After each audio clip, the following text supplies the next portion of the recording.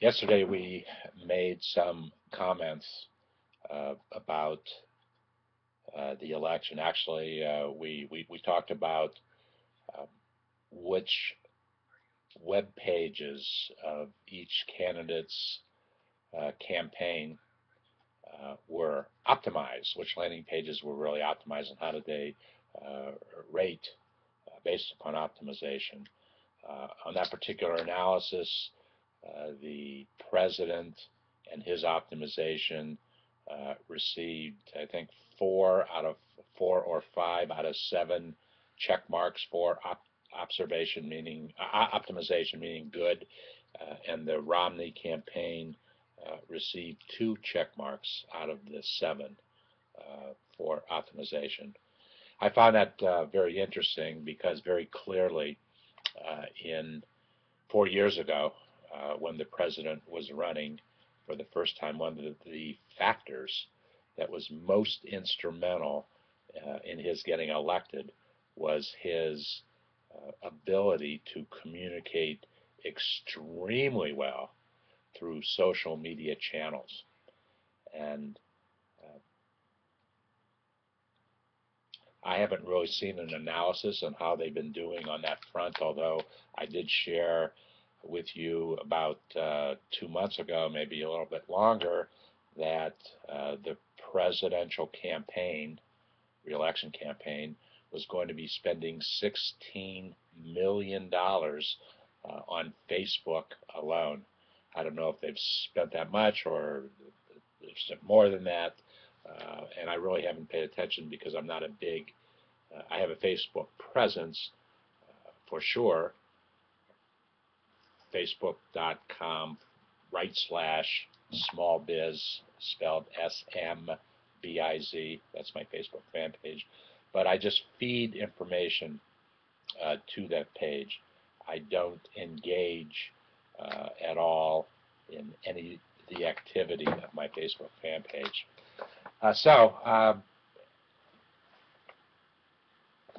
Looking at optimization is only one part of the whole mixture of marketing, and just like any business, they have to the campaigns have to market using the resources that they have in the most effective way, reaching the most people with the amount of dollars that they have to use. At one time, about a month ago, Governor Romney was uh, raising twice as much money for his campaign as the president was. I have no idea where that number is today. All I do know that living in Ohio, which is one of the major targeted states, a president has never won the presidency without winning Ohio. So it's critical for this Republican candidate to win Ohio if they're going to win the election. And there's been, oh my goodness, inundated with a lot of crappy advertising, but nonetheless inundated. And we'll see what happens. But I wanted to share with you. I made a statement yesterday, and I'm often challenged on this statement. I don't deal with politics in the sense of I'm a Republican or I'm a Democrat. I keep that information very private. It's not. It's my business what I am and how I vote. What how I vote, it absolutely is not driven by my acceptance of a philosophy of the political party. The way that I vote is very simple. I try to figure out who is the best for small business. And I don't care if they're a Republican, I don't care if they're a Democrat. Who is going to do the best to grow business in this country and make the environment favorable so that thousands of new businesses can be started, because we need to start thousands of new businesses creating thousands of new jobs because our country is way too unemployed. We need more jobs. Existing small businesses are not creating the number of jobs that are needed right now. They're not creating it for a lot of reasons. The most important reasons are, number one, they have found new productivities in their existing way of doing business. With less people working within given companies, they are getting more out of those people who are working. Increased productivity. Increased productivity is not a bad thing for your business. It's a great thing. Unfortunately, for those who got laid off in the process, you're not going to get those jobs back. You're not going to get them back very quickly, for sure. If you get them back at all, that remains to be seen. This country, in fact, the last reporting period showed a 2% increase in productivity. That is huge. It is huge for business. It means that businesses were producing more with less people producing it, so less cost to the business. Once again, bad for those folks who lost their jobs in the process. And also to the cost of hiring somebody new, creating a new job, is greater than it's ever been before. Much of that cost is attributed to health care. The scary thing about health care right now for small businesses, that on January 1st, 2014, if your company has more than 50 employees or more, you must provide mandated health care for those individuals. And if you don't, you'll be penalized. That is going to hurt a lot of small businesses. A, that they have to do it, and B, we don't even know what it's going to cost right now to make that happen. It is going to be maddening in 2014, the business transitions that we see on that item alone. So what's going to happen? Businesses hiring are not going to hire, if they're below the 50 level, they're not going to hire more than 50 people and create new costs for their business, for all those new employees as well as the old employees. They'll find other ways to do it. We don't even know what the penalty, we don't know what the cost of insurance is, healthcare insurance is going to be, and we don't know what the penalties are going to be. It's a bad situation. So, for those two reasons, productivity and costs of creating a new job, specifically with healthcare, we are not creating new jobs quick enough. We need to start more new businesses. So I am looking to see who I believe will create an environment to start a new business better than the other individual. And that takes into consideration a lot of ideas.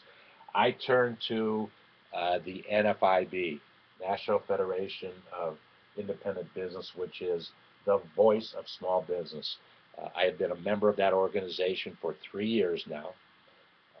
All of my dues go to, or most of my dues go to lobbying efforts on behalf of small business. The NFIB surveys their membership to find out what the key issues are, what are the pains that small businesses have, and they create lobbying efforts not only in Washington, but in all 50 state capitals, because the NFIB believes that it's not so much what a president stands for and what the president says they're going to do in the way of their platform. More importantly, it's how the members of Congress in Washington and those folks who are in state government in the 50 states around the country, how are they going to vote on issues? That is critical. And I like the fact that NFIB does a great job. In this edition, in this magazine that I just got yesterday, my NFIB, My Business. You built it. How the election will affect your business, done in the very traditional red, white, and blue. It is a great addition. It talks about a lot of pain that small businesses see today. It talks about folks who are running for office and the voting record of people who are in state government, in this case in Ohio. Because I live in Ohio, NFIB has created this section of how Ohio legislators are voting on the various issues impacting small business.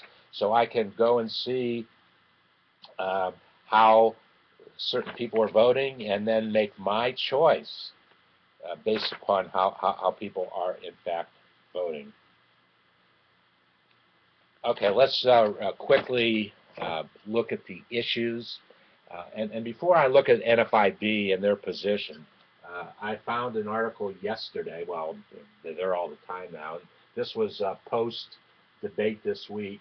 The Complete Small Business Guide to Presidential Election on Small Business as found in the Washington Post. And the author of the article, J.D. Harrison, he picked those issues that were what he felt were most important to small business. And rather than state what he said, I'm merely going to state what he feels, what he has defined as the issue. Taxes, health care, page 2,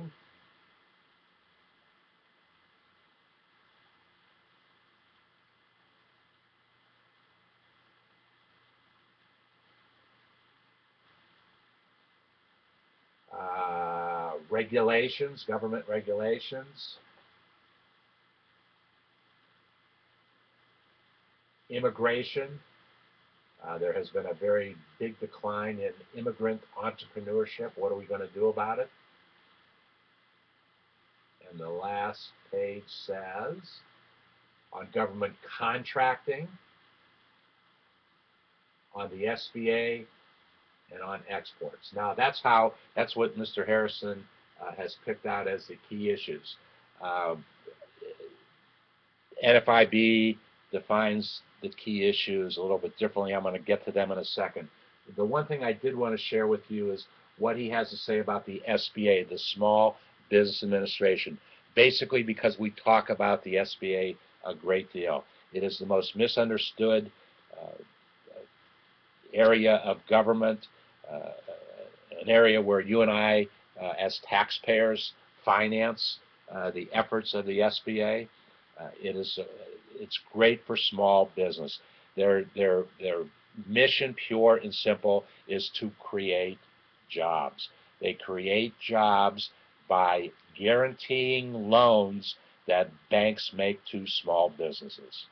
That's also very misunderstood. The SBA does not make loans.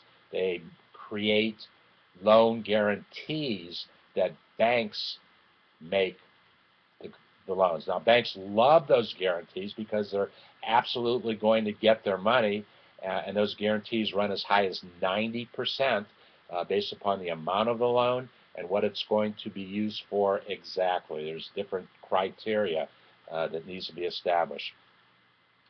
So the SBA will make that determination, and they're very, very important. They're misunderstood, and here's what Mr. Harrison has to say about the SBA. Responding to exceptionally high demand for small businesses support in the wake of the recession, Obama equipped the Small Business Administration with unprecedented resources during his first term. The president nearly doubled the agency's budget and added a number of targeted programs designed to help small firms of all types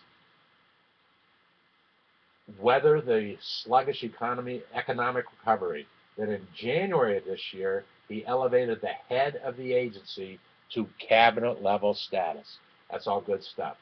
But would Obama consider to continue to expand the reach of the agency over the next 4 years? Not necessarily. And why? He has asked Congress for permission to merge the SBA with several other commerce-related agencies, but lawmakers have yet to grant him that go-ahead. Should Romney win the election, his proposed spending cuts wouldn't simply trim the amount of government contracts. They would also extend to agency budgets. Romney says he would cut discretionary spending for all arms and the government except the military on his first day in office, which would include a 5% cut to SBA's federal funding. A little less money for the agency would likely mean a little less government-backed small business lending, which could mean a few less entrepreneurs finding the capital they need to start or grow their businesses.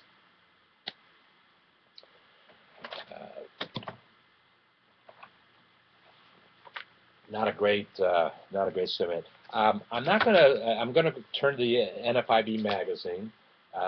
They say it and do it better than I could possibly even think about. So let's just quote them directly.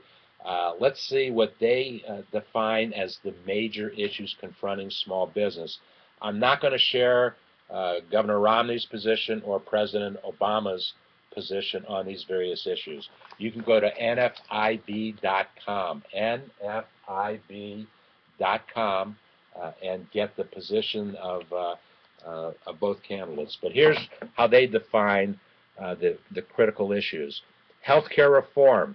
The healthcare reform law increases taxes, mandating an administrative requirement for small business. According to a November 2010 member ballot, 93% of NFIB members supported repealing the health care law, and they quote SBET member ballot number 559. Okay, the second major issue confronting small business is regulations. NFIB members oppose onerous new regulatory requirements. Government requirements and red tape consistently rank among the top issues small businesses owners face. In a recent member ballot, 78% of NFIB members supported a moratorium on new regulations that cost more than $100 million. A third area of major concern the NFIB tells us is taxes, always a concern. NFIB supports the extension of current tax rates at all income levels, followed by comprehensive tax reform that reduces both individual and corporate taxes, corporate rates. The fourth area of concern, balanced budget amendment. According to the latest NFIB member ballot, 90% of small business owners support a balanced budget amendment to the Constitution. This would be member ballot 560. The sixth area of major concern, or fifth major area is energy. According to the report, recent edition of NFIB Small Business Problems and Priorities, the rest of fuel, the cost of fuel. The cost of fuel ranks as the third most important problem facing small business owners. Electricity costs rank 12th. And finally, the sixth area of major concern is expensing. NFIB members have indicated that increasing their ability to expense equipment purchases is particularly helpful. In a recent member ballot, 94% of NFIB members said that Congress should permanently increase the dollar amount of support